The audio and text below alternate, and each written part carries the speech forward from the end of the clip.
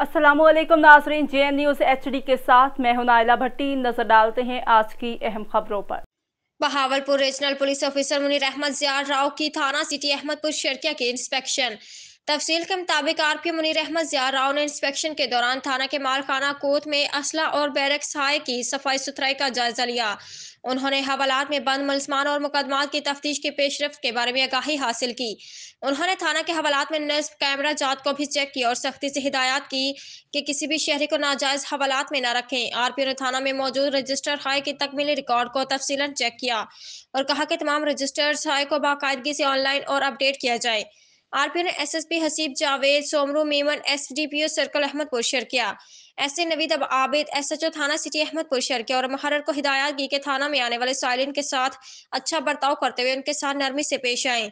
1787 citizen portal और खुली कचहरी के दौरान भेजी गई दरख्वास्तों को 7 यौम के अंदर अंदर अंदर हल किया जाए।